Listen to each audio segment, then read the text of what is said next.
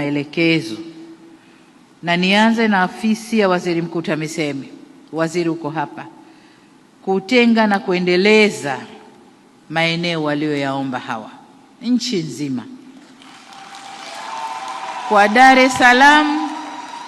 Dar es Salaam nimemwachia mkuu wa mkoa wa Dar es Salaam akusaidie kazi hiyo, lakini kwa nchi nzima wasiliana na wakuu wa mikoa na wilaya ili waweze kutenga maeneo mazuri ya kazi za mama lishe na baba lishe, lakini vile vile kuwapatia miundombinu bora kwa shughuli zao.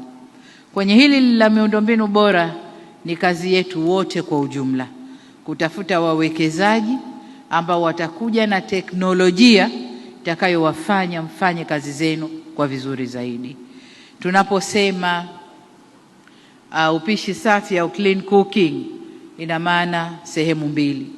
Tunaanza na upande wa nishati ambao tumefanya vizuri sana, na leo pale nje nimekabidhi mitungi ya gesi ili mama lishe na baba lishe muendelee kupika kwa kutumia gesi.